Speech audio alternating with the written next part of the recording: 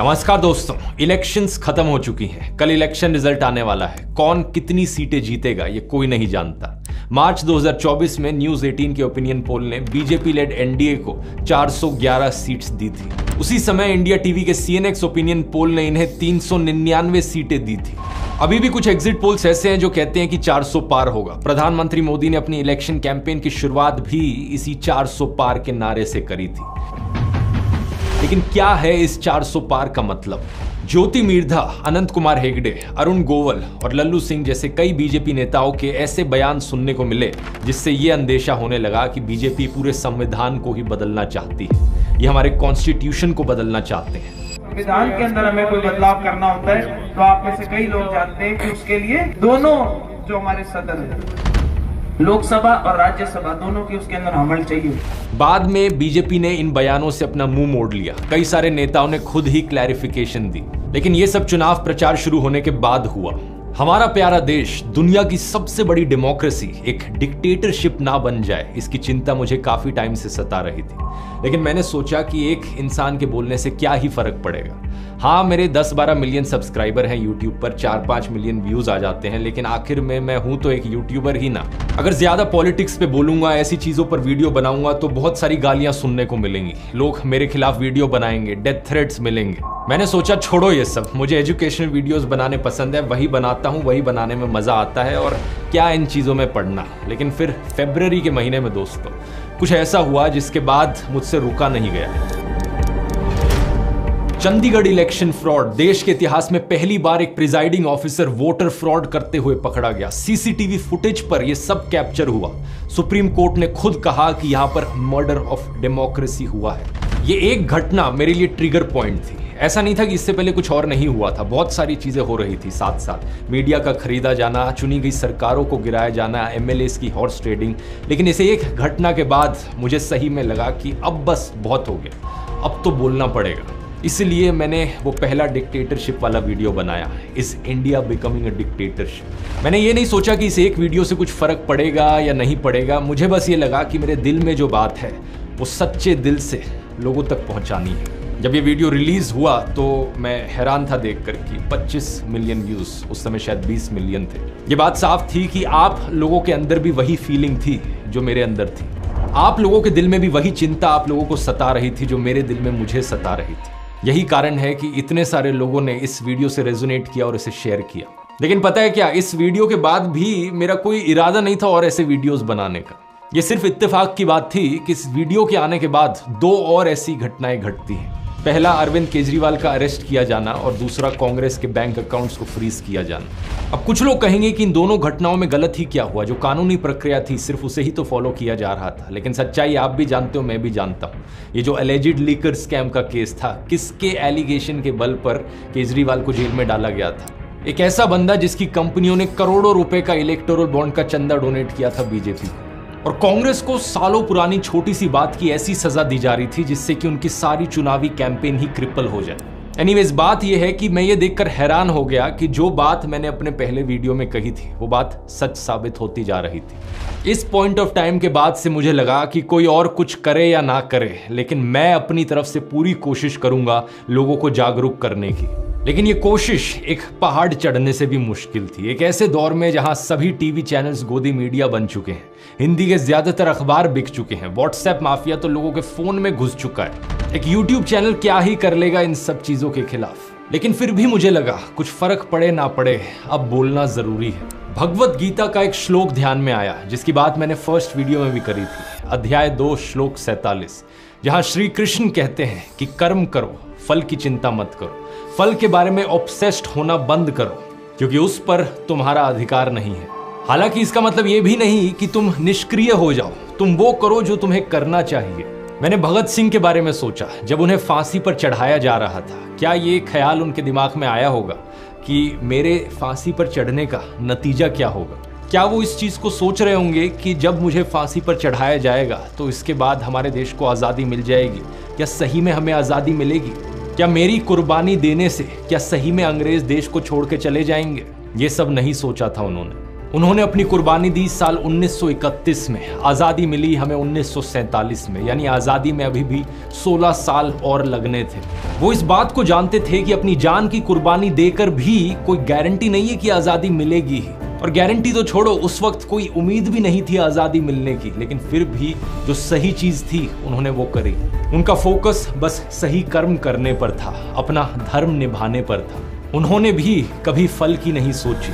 इस फोटो को देखिए, मैंने इस बंदे के बारे में सोचा जब सारी भीड़ वहां पर हिटलर वाला नाज़ी सल्यूट कर रही थी। ये बंदा जिसका नाम था ऑगस्ट लांडमैसर, ये हाथ मोड़ कर खड़ा था, सल्यूट करने को राजी नहीं। जूम करके जरा इसका एक्सप्रेशन देखो चेहरे पर, कितने कॉन्फिडेंस के साथ रेजिस्ट कर रहा है। इवन दो ये इकलौता था वहां पर जो ये सल्यूट नहीं कर रहा था। क्या इसने ये करने से पहले सोचा होगा कि अगर मैं पूरी भीड़ में इकलौता बंदा हुआ जिसने ये वाला सल्यूट नहीं किया तो मेरे साथ क्या होगा, इसका नतीजा क्या होगा, मेरे एक अकेले इंसान के से ये सल्यूट ना करने से क्या हो जाएगा? हिटलर की तानाशाही खत्म हो जाएगी क्या अकेले बंदे से? ना, इसने भी फल की नहीं सोची। इसने बस सोचा कि जो सही है मुझे वो करना है। इन्हीं चीजों से प्रेरणा लेते हुए मुझे लगा कि मुझे भी जो सही चीज है वो करनी चाहिए। देश के लोकतंत्र के लिए और देश के संविधान के लिए आवाज उठाना, ये सही चीज है। एक ऐसे देश के लिए आवाज उठाना जिसके लिए पता नहीं कितने लाखों लोगों ने अपनी कुर्बानी दी। भगत सिंह, सुभाष चंद्र बोस, महात्मा गांधी, सरदार पटेल, पंडित जवाहरलाल नेहरू। क्या सोचेंगे हमारे फ्रीडम फाइटर्स देश की आज ये हालत देखकर? इसलिए मुझे लगा कि बोलना जरूरी है। अगर कल को ऐसा हुआ कि बीजेपी 400 सीट जीत गई और जो मेरा डर था वो सही में हकीकत बन गया, सही मायनों में देश एक कंप्लीट डिक्टेटरशिप बन गया, तो मैंने सोचा कल को अगर कोई मेरा बच्चा होगा वो मुझसे क्या पूछेगा देश की ये हालत देख कि पापा आप कहाँ थे जब देश डिक्टेटरशिप की ओर गिरता जा रहा था, आपने कुछ किया क्यों नहीं? और मैं क्या कहूँगा कि मैं अपनी जॉब में बिजी था, मुझे इन सब चीज़ों की नहीं पड़ी थी। मैं बस अपने करियर पर फोकस कर रहा था, पैसे कमाने पर फोकस कर रहा था। लेकिन नहीं, अब मैं कह सकता हूं कि बेटा मैंने तो अपनी तरफ से पूरी जी जान लगा दी थी। मैं आखिरी दम तक लड़ा था। शायद मेरी कोशिश नाकाम रही, लेकिन मैं आखिर तक खड़ा रहा देश के लोकतंत्र की आवाज उठाने के लिए। और पता है क्या, मैं अकेला नहीं था। मेरे साथ इसी कोशिश में देश के करोड़ों लोग और खड़े थे। पिछले 1-2 महीने में रिलीज किए गए ये वीडियोस इतिहास के पन्नों में हमेशा एक सबूत बनकर रहेंगे। 21 million YouTube subscribers, almost 70 million unique viewers पिछले 90 दिन में सिर्फ यूट्यूब पर ही। इसके मायने समझ रहे हो? ऑलमोस्ट 7% एलिजिबल वोटर्स को हमने सिर्फ इस एक यूट्यूब चैनल के जरिए ही रीच आउट कर लिया। आप में से कई लोग सोचोगे हमारे इस मिशन 100 करोड़ का क्या रिजल्ट रहा। अब एक्चुअली में नाप तोल कर ये बताना बहुत मुश्किल है कि कितने लोगों तक हम रीच आउट करें। ये जो स्टैटिस्टिक है ये सिर्फ YouTube की है। इसके अलावा ट्विटर, इंस्टाग्राम, फेसबुक, व्हाट्सएप, आप लोगों ने इतनी बार इन वीडियोस को शेयर किया। मेरा अंदाजा है कि कम से कम हम करीबन 20 से 25% वोटर्स तक तो जरूर पहुंचे होंगे। और इस सब का क्रेडिट जाता है आप लोगों को। और इससे पहले कि यहाँ कोई नया फर्जी क्लेम उठाए कि ये सारे तो बॉट्स हैं या पाकिस्तानी लोग हैं जो चैनल को सब्सक्राइब कर रहे हैं, देख रहे हैं, मैं आपको अपनी ऑडियंस की स्टैटिस्टिक्स भी दिखाना चाहूँगा। 80% से ज़्यादा व्यूअर्स इंडिया से हैं। ये बात सच है कि कुछ परसेंटेज व्यूअरशिप पाकिस्तान, नेपाल, बांग्लादेश जैसी नेबरिंग कंट्रीज से भी है, लेकिन 90% से ज़्यादा लोग जो इन वीडियोज़ को देख रहे थे वो इंडियंस थे, या तो इंडिया में रहने वाले या इंडिया के बाहर रहने वाले। और मैं इतना बेवकूफ़ नहीं हूं कि पैसे बर्बाद करूंगा बॉट्स खरीदने में या फिर पेड कमेंट्स खरीदने में। तो जितने भी कमेंट्स आपने वीडियोस पर देखे, जितने भी लाइक्स, जितने भी व्यूज़ आप वीडियोस पर देख रहे हो, ये सब के सब 100% असली लोग हैं। इस संघर्ष में जितनी कोशिश मैंने की है उससे कहीं ज़्यादा कोशिश आप लोगों ने करी है। एक कमेंट मैंने देखा जिसमें आप में से किसी ने लिखा था कि आपने 850 लोगों को मेरा एक वीडियो फॉरवर्ड किया व्हाट्सएप पर। एक आदमी की रिसेंटली वीडियो देखी जो क्रिकेट स्टेडियम में बैठकर हमारे वीडियोस देख रहा था। कई सारे ग्राउंड इंटरव्यूज में मैंने लोगों के मुंह से अपना नाम सुना। ये देखकर खुशी हुई कि बच्चे भी सरकार के झूठे दावों को एक्सपोज कर रहे थे। एक वीडियो में ईडी की वेपनाइजेशन की बात करता है कोई लड़का, तो यूट्यूब रिपोर्टर उनसे पूछते हैं कि तुम्हें इतना कैसे पता चला? तो उन्होंने कहा ध्रुव राठी के वीडियोस देखकर पता चला। आपने कहा ईडी, आपको इतनी ज्यादा नॉलेज है, ईडी पता है आपको क्या होता है? जब आप एक ध्रुव राठी का वीडियो देख लोगे ना, आपको समझ में आ जाएगा। बॉलीवुड के कई सेलिब्रिटीज हैं जिन्होंने मुझे मैसेज करके बताया कि वो कितना इंस्पायर्ड फील किए इन वीडियोस को देखकर। एक एक्टर ने मुझे बताया जिस दिन मुंबई में वोटिंग थी उस दौरान उनकी लखनऊ में फिल्म की शूटिंग चल रही थी, लेकिन हमारे प्रयास को देखकर वो इतने प्रभावित हुए कि उस दिन उन्होंने रिटर्न फ्लाइट बुक करा ली। कई फॉरेन में रहने वाले लोगों ने मुझे यही चीज लिखकर बताई कि सिर्फ मेरे वीडियोस को देखकर वो इतना मोटिवेट हुए वोट करने को कि वो फ्लाइट पकड़कर आ गए सिर्फ वोटिंग के लिए। दूसरी तरफ किसी ने बताया कि उनके एक दोस्त ने दफ्तर से छुट्टी ले ली और प्रोजेक्टर लेकर हरियाणा और राजस्थान में चले गए। गांव-गांव में लोगों को ये वीडियो दिखाने लगे प्रोजेक्टर के जरिए। राजस्थान, वेस्ट बंगाल, महाराष्ट्र जैसी कई स्टेट्स में ऐसे नज़ारे देखने को मिले जहां पर इन वीडियोस को पब्लिक में प्ले किया गया। भारत और दुनिया भर के कई अखबारों में हमारे इस संघर्ष की चर्चा छपी। France 24, the Economist, Al Jazeera, Time magazine, the Telegraph, the Print, Economic Times. दुनिया में अगर डंका किसी का बज रहा था तो वो हमारा बज रहा था दोस्तों। ये सब देखकर इनका गोदी मीडिया, इनके गोदी यूट्यूबर्स और IT सेल, पूरा गोदी सिस्टम बुरी तरीके से बौखला गया। जो हमले मेरे ऊपर इन्होंने किए, जो बदनामी करने की कोशिश करी इन्होंने मेरी, वो भी नेक्स्ट लेवल की थी। किसी ने मुझे कुत्ता कहा, किसी ने कॉकरोच कहा, तो किसी ने बुली कहा, किसी ने एंटी नेशनल कहा, किसी ने कहा चाइनीज फंडेड है, तो किसी ने कहा ये तो पाकिस्तानी है। जाने कितने झूठे इल्जाम लगाए गए और कितने ही वीडियोस इन लोगों ने मेरे ऊपर बनाए। जब मैंने वीडियोस बनाने अपने शुरू किए थे, मैंने एक्सपेक्ट तो किया था कि बैकलैश आएगा, लेकिन इतने ऑर्गेनाइज्ड तरीके से ये लोग मेरे ऊपर अटैक करेंगे ये एक्सपेक्ट नहीं किया था। तेलंगाना का एक ये वीडियो सामने आया जहां बीजेपी के कुछ मेंबर्स प्लानिंग कर रहे थे कि मुझे कैसे रोका जाए। तो उनमें से एक कहते हैं कि ये ध्रुव राठी हमेशा फैक्चुअली करेक्ट होता है, कॉन्स्टिट्यूशनली हमेशा करेक्ट होता है, इसके वीडियोस किसी भी यूट्यूब रूल्स को नहीं तोड़ते, तो कैसे काउंटर करा जाए इसे। ఇప్పుడు యూట్యూబ్ లో ఒక ధ్రువరాటి అనే వాడు ఇష్టం వచ్చినట్టు వాడుతున్నాడు, వాడు చరిత్రను ఇంకా మార్చేస్తున్నాడు, చాలా మంది లాక్ వ్యూస్ వస్తున్నాయి, దాని గురించి మీరు వాడు యూట్యూబ్ కి కంప్లైంట్స్ ఉంటారు, వాడు యూట్యూబ్ రెగ్యులేషన్స్ కి కరెక్ట్ ఉంటాడు, అన్లెస్ అండ్ అంటిల్ వాడు అక్కడ ఏదైనా చేర్చాడు చేస్తేనే మనం గెలకొచ్చు। వాడు మాట్లాడేది కూడా రాజ్యాంగబద్ధంగా మాట్లాడతాడు। वाह क्या बात कही है। देखो देखो दोस्तों, इससे पता चलता है कि कैसे आपके हेटर्स भी सीक्रेट एडमायरर्स हो सकते हैं। अगर मैंने कभी कुछ गलत किया ही नहीं तो कैसे मुझे काउंटर किया जाए। ये कहते हैं कि प्लान है इसके खिलाफ झूठी खबरें फैलाओ, झूठी खबरें फैलाओ कि जैसे ध्रुव राठी ने झूठ बोला हो कि प्रधानमंत्री मोदी सनी लियोनी को मंत्री बनाने वाले हैं। అంటే సన్నీ లియోని నెక్స్ట్ నరేంద్ర మోడీ కేబినెట్ లో మహిళా శిశు సంక్షేమ శాఖకు మంత్రిగా చేస్తున్నారని ధ్రువ రాఠీ చెప్పిందని చెప్పారు। वाह क्या प्लान बनाया है, यानी कि फेक न्यूज फैलाओ कि ध्रुव राठी ने फेक न्यूज फैलाई है। दोस्तों, मैं अक्सर बात करता हूं अपने वीडियोस में आर्टिफिशियल इंटेलिजेंस और चैट GPT की।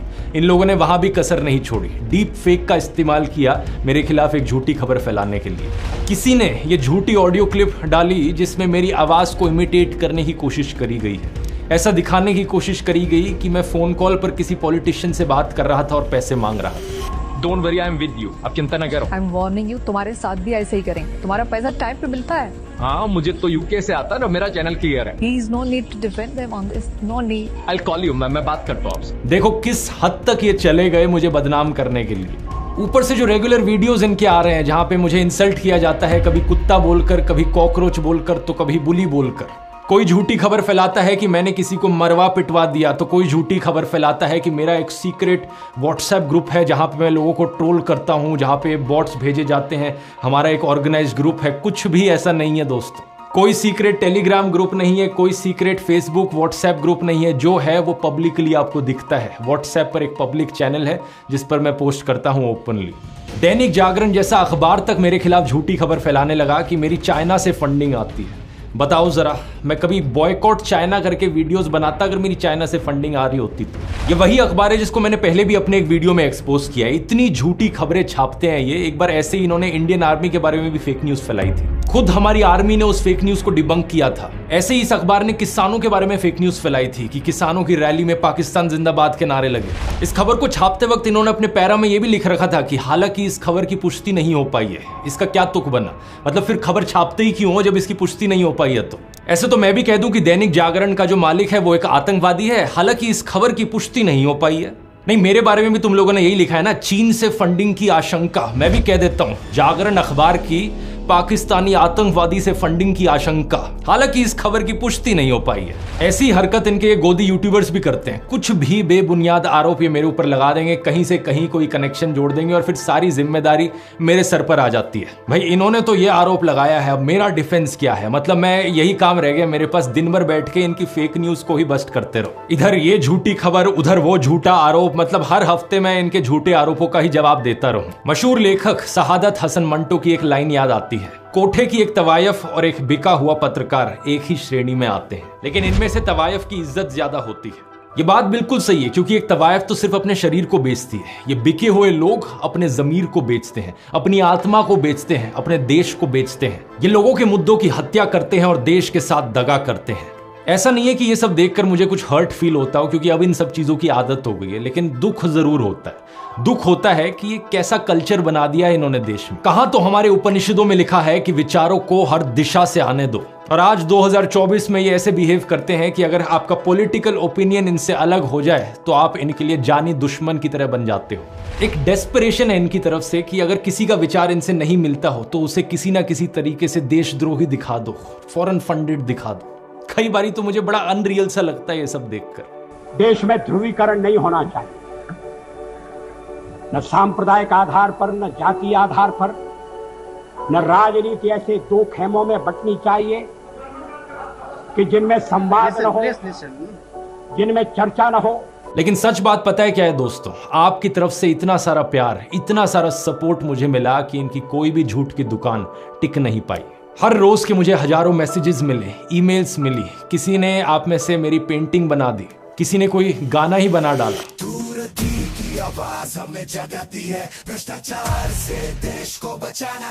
लाखों लोगों का लव और रिस्पेक्ट मिला। लोगों ने एडिट्स बनाए, किसी ने मुझे डेमोक्रेसी का फोर्थ पिलर कहा, किसी ने रेवोल्यूशनरी कहा। इसलिए आपके इन लाखों कॉम्प्लीमेंट्स के बीच गोदी इकोसिस्टम के सभी अटैक्स फेल रहे हैं। चरण वंदना करने वाले लोग डेली बेसिस पर अपनी बदतमीजी का सबूत देते रहे और हम देश के मुद्दों पर बात करते रहे। बेरोजगारी पर वीडियोस बनाए, किसानों के मुद्दे उठाए, इलेक्टोरल बॉन्ड स्कैम पर बात करी, फार्मा स्कैम की बात करी, खाने में डलने वाले मसालों की बात करी, व्हाट्सएप यूनिवर्सिटी के चारों डिपार्टमेंट्स को पूरी तरीके से तबाह कर दिया। इसी तरह से हमारा मिशन 100 करोड़ चलता रहा। ये मेरे अकेले का मिशन नहीं था, ये हम सब का मिशन था। हर एक उस भारतीय का मिशन है जो देश की फिक्र करता है, जो देश को बेहतर बनते हुए देखना चाहता है, जो आम लोगों के बेहतर भविष्य की फिक्र करता है। और कल चुनाव का नतीजा चाहे जो भी हो, लेकिन कोई भी हमसे ये एहसास नहीं छीन सकता। इस एहसास को इस वीडियो में सहेजने की मुझे जरूरत महसूस हुई। लगा कि इसे डॉक्यूमेंट किया जाना चाहिए, ताकि जब भी दुनिया में किसी देश में लोकतंत्र कमजोर हो रहा हो और देश के लोगों को जब भी हिम्मत चाहिए हो, तो हमारी ये दास्ता उनके लिए एक प्रेरणा बन सके। और वैसे दूसरों के लिए ही क्यों, ये दास्ता हमारे लिए भी तो एक प्रेरणा है। ये संघर्ष हमारा खत्म नहीं हुआ है। क्या पता कल के चुनाव के नतीजों में बीजेपी वाकई 350-400 सीट जीत जाए और प्रधानमंत्री देश को तानाशाही की दिशा में ही आगे बढ़ाते रहे। तब क्या करेंगे? प्रेरणा लेंगे अभी तक के इस सफर से, इस वीडियो से, और कोशिश को जारी रखेंगे। और अगर कल इंडिया अलायंस की भी जीत हुई तब भी ये सिलसिला थमेगा नहीं, क्योंकि इतना तो है कि देश में ध्रुवीकरण कम होगा, तानाशाही के काले बादल छट जाएंगे, लेकिन ऐसा नहीं कि अचानक से सब कुछ सही हो जाएगा। किसी ने एक बार कॉमेंट्स में पूछा था कि अगर कल को इंडिया अलायंस की सरकार बनती है तो क्या मैं तब भी आवाज उठाऊंगा? ऑब्वियसली उठाऊंगा, इस बात में कोई शक की गुंजाइश नहीं है। जब तक देश स्वर्ग नहीं बन जाता तब तक सुधार का स्कोप हमेशा है, तब तक आवाज उठानी बनती है, और जब सब ठीक भी हो जाए तब भी नजर बनाए रखनी पड़ती है। यही लोकतंत्र है। और वैसे अभी तो बहुत बहुत बहुत कुछ सुधारना बचा है। कहाँ हम सपने देखते हैं देश को एक डेवलप्ड कंट्री बनाने की, लेकिन पिछले 10 सालों में हालत ये हो गई कि कुछ लोग पाकिस्तान से कंपैरिजन करने लगे। राजनीति में ईमानदार और शरीफ नेताओं की कमी है, एग्रीकल्चर में प्रॉब्लम्स हैं, बेरोजगारी का इशू है, पोल्यूशन एक मेजर समस्या है। सभी प्रॉब्लम्स को हाईलाइट करते रहना होगा, जो भी सरकार हो उनसे जवाब मांगते रहना होगा। मैं एक ऐसा देश देखना चाहता हूं, एक ऐसी दुनिया देखना चाहता हूं जहां पर हर इंसान साफ हवा में सांस ले, साफ पानी पिए, हर इंसान को ऊपर उठने का मौका मिले, कोई भेदभाव ना हो, कोई अन्याय ना हो, किसी की आवाज को नीचे दबाया ना जाए। एक ऐसी दुनिया जो हर इंसान, हर पशु पक्षी के लिए जीने लायक हो। क्या धरती पर एक स्वर्ग बनाना मुमकिन है? मुझे नहीं पता, मैं बस सही कर्म करने पर ध्यान दूंगा, फल पर ऑब्सेस्ड नहीं होऊंगा। ये दौर देश की लड़कियों और औरतों के लिए भी बहुत प्रेरणादायक रहा है। जानते हैं क्यों? क्योंकि देश को बचाने के इस संघर्ष में कितनी सारी वुमेन जर्नलिस्ट ने जमकर भाग लिया। पूनम अग्रवाल, मनीषा पांडे, निधि सुरेश, आरफा खानम शेरवानी, फेड सुजा, मीना कोटवाल, सर्फप्रिय सांगवान, प्रज्ञा मिश्रा, फातिमा खान, मीरा देवी, कुमकुम बिनवाल और भी जाने कितनी सारी जर्नलिस्ट, केवल मेट्रो सिटीज में ही नहीं बल्कि ऑन ग्राउंड लोकल रिपोर्टर्स भी। पत्रकारों के अलावा वुमेन इन्फ्लुएंसर्स ने भी एक अहम रोल निभाया। डॉक्टर मेडूसा, रैंटिंग गोला, कबीरान, गरिमा, नेहा सिंह राठौड़, किसी ने जोशीले अंदाज में अपनी बात रखी तो किसी ने सैटायर में तो किसी ने गाकर। जो on ground public reaction videos होते हैं उनमें कितनी ही औरतें बड़े कॉन्फिडेंस से बोलती हुई दिखाई दी। पापा हमें नौकरी क्यों नहीं देते? अपने मंगलसूत्र की रक्षा कर सकते हैं, मोदी जी के इंटरफेरेंस की कोई जरूरत नहीं है। जानते हैं इसका इम्प्लीकेशन क्या है? जब कोई महिला इस तरह से देश की जिम्मेदारी अपने सर पर उठा लेती है, उसके पर्सनल राइट्स ऑटोमेटिकली उसे मिल जाते हैं। वो किसी से फ्रीडम मांगती नहीं है बल्कि संविधान द्वारा दी गई फ्रीडम को खुद से रिक्लेम कर लेती है। जय भीम फिल्म का ये जो आखिरी सीन है, इसी तरीके से देश की हर एक लड़की और औरत को अखबार उठा लेना चाहिए। बहुत हो चुका ये हनी सिंह टाइप के गानों से इन्फ्लुएंस होकर खुद को एक ऑब्जेक्ट की तरह देखना, एक ऐसे इंसान की तरह देखना जो केवल सजना संवरना जानता हो। बहुत हो चुका ये शॉपिंग लवर वाला जो लेबल है, कोई गर्व की बात नहीं है इसमें। बहुत हो चुके ये स्टीरियोटाइप्स की लड़कियां पॉलिटिक्स को नहीं समझती। अब बाहर निकलिए इस कोकून से। याद रखिए कि इसी दुनिया में एक डाफने गैलिजिया थी जिन्होंने पनामा पेपर्स के जरिए पूरी दुनिया के करप्ट लोगों को एक्सपोज कर दिया और अपनी पत्रकारिता करते हुए शहीद हो गए। लेकिन बात यहाँ सिर्फ औरतों की नहीं है। रवीश कुमार, आकाश बैनर्जी, अभिसार शर्मा, अजीत अंजुम जैसे कई पत्रकारों ने संघर्ष किया सच दिखाने का। अर्पित शर्मा और मुकेश मोहन जैसे कई इन्फ्लुएंसर्स ने भी हिम्मत दिखाई आवाज उठाने की। लेकिन आप फिर भी शायद सोचो कि आप अकेले क्या कर सकते हो। कई बार बहुत से लोग कमेंट्स में लिखते हैं, कुछ लोग हेल्पलेसनेस जताते हैं कि वो ज्यादा कुछ नहीं कर पा रहे हैं। आप में से कईयों ने पूछा कि मैं क्या कर सकता हूं देश के लिए। मैं यहां पर कहूंगा कि देश के लिए कुछ करने की बजाय सभी कुछ देश के लिए क्यों नहीं किया जाए। पहली बात, अपनी कॉम्युनल, कास्टिस्ट, मिसोजिनिस्ट, क्लासिस्ट सोच का इलाज करें अगर आपकी वैसी सोच है तो। फिर कई वीडियोस में मैंने बताया है कि हमें वोकल फॉर लोकल को एक जुमले की जगह हकीकत बनाना होगा। कोशिश करें खाने का सामान जितना सीधा किसान से खरीदा जा सके उतना ही बेहतर है। इसी तरीके से आप कपड़ों को या घर के डेकोरेशन आइटम्स को जितना लोकली खरीदे उतना बेहतर है। इससे जो अमीर गरीब के बीच वेल्थ इनइक्वालिटी है वो कम होगी। अपने घर से जब निकले तो हमेशा एक वाटर बॉटल अपने साथ लेकर चले ताकि प्लास्टिक यूजेज को कम कर सके। गंदगी ना फैलाएं। अपने आसपास पौधे और पेड़ लगाएं, उनका रख रखाव करें। हर एक चुनाव में वोट करें। इस बार की चुनाव प्रक्रिया में बहुत सारी समस्याएं देखी गई। बहुत सी जगहों पर पोलिंग ऑफिसर्स रात को 2-3 बजे तक अपने घर पहुंच पाए। क्या ये सब एफिशिएंट तरीके से नहीं हो सकता था? जरूर हो सकता था। इस इनएफिशिएंसी के अलावा ऐसे कई इंस्टेंसेस देखे गए जहां पर इलेक्शंस फ्री और फेयर ना होने के सवाल उठाए गए। मणिपुर में, उत्तर प्रदेश के संबल में, सूरत और इंदौर जैसी कई जगहों पर प्रॉब्लम्स रिपोर्ट करी गई। एक के बाद एक भाषण में इवन प्रधानमंत्री ने बार बार धर्म के नाम पर हेट स्पीच फैलाई अपने भाषणों में। मॉडल कोड ऑफ कंडक्ट को वायलेट किया। इस चुनावी प्रक्रिया को फ्री और फेयर करने के लिए जो आवाज उठाने की जरूरत है, जिस आंदोलन की जरूरत है, वो हर किसी की जिम्मेदारी है। अगर हर polling officer, presiding officer, district collector अपनी जिम्मेदारी सही से निभाए तभी इस पूरी प्रक्रिया को बेहतर बनाया जा सकता है। लेकिन यह बात सिर्फ उन्हीं प्रोफेशंस में सीमित नहीं है, यह बात हर प्रोफेशन के लिए एप्लीकेबल है। जो भी आप काम करते हो उसे अच्छे से करो, ईमानदारी से करो। टीचर्स बच्चों को अच्छे से पढ़ाएं। हर एक आईएएस ऑफिसर रौब झाड़ने के बजाय खुद को जन सेवक की तरह देखें। ईमानदारी से जनता के लिए काम करें। पुलिस वाले क्राइम को रोकने के लिए कमिटेड हों। फिल्म मेकर एनिमल जैसी क्रिंज फिल्में बनाने की बजाय मीनिंगफुल फिल्में बनाएं। अगर आप एक रेस्टोरेंट या ढाबा चलाते हैं तो लोगों को हेल्दी और टेस्टी खाना खिलाएं ताकि लोगों की सेहत का नुकसान ना हो और उन्हें मजा भी आए और देश का हैप्पीनेस इंडेक्स भी बढ़े। सभी लोग अगर अपना प्रोफेशन देश में ईमानदारी से करने लगे तो देश अपने आप स्वर्ग बन जाएगा और ये काम हम में से हर किसी को करना होगा। आगे आने वाले वीडियोस के लिए मेरे पास बहुत सारे प्लान्स हैं, उनकी बात टाइम आने पर डिस्कस करेंगे। लेकिन अभी के लिए शंकर शैलेंद्र के द्वारा लिखी गई कुछ पंक्तियां मैं आपके साथ छोड़ना चाहूंगा। धन्यवाद और जय हिंद। हमारे कारवां को मंजिलों का इंतजार है, ये आंधियों ये बिजलियों की पीठ पर सवार है। हमारे कारवां को मंजिलों का इंतजार है, ये आंधियों ये बिजलियों की पीठ पर सवार है। तू आप कदम मिला के चल चलेंगे एक साथ हम। अगर कहीं है स्वर्ग तो उतारना जमीन पर। तू जिंदा है तू जिंदगी की जीत में यकीन कर। अगर कहीं है स्वर्ग तो उतारना जमीन पर। तू जिंदा है।